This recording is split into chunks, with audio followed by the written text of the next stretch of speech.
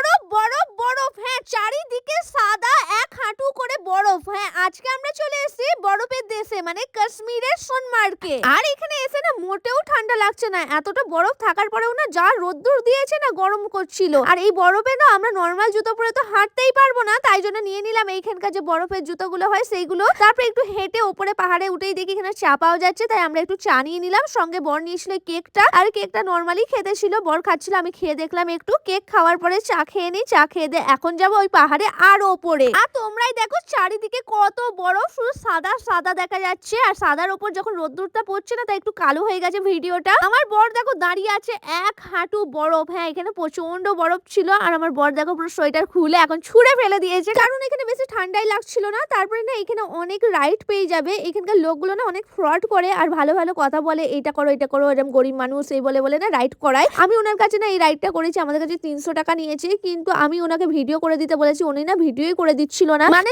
এমন ভিডিও করেছে বেশিরভাগ আমার মুখকে নিয়ে নিয়ে, এই দেখো কি অবস্থা ভিডিও করেছে। আর 200 টাকা কথা বলে 300 টাকা নিয়েছে। এরকম আমাদের সঙ্গে 2-3 জায়গায় হয়েছে। যেখানে আমরা জুতো ভাড়া নিয়েছি সেখানে 100 টাকা বলেছিল, জুতো ফেরত দেওয়ার সময় 150 টাকা আমাদের কাছে নেয়। মানে প্রচন্ড ফ্রড হয় এখানে। আর এখানে বিকেল হয়ে গিয়েছিল, তাই কালারটা এইভাবে হয়ে গেছিল। বড় আর একটা রাইড করেছিল, এরা মিষ্টি মিষ্টি কথা বলছিল বলে বড় রাইড করে নেয় আর একটা। তারপর বিকেল বেলা আমাদের হোটেল ফেরার টাইম হয়ে যায়। আর এই টানেলটা দেখতে পাচ্ছ, এটা কিছুদিন আগে এখানে ওপেন হয়েছে, এটা কিন্তু মোদিও এসেছিল এখানে।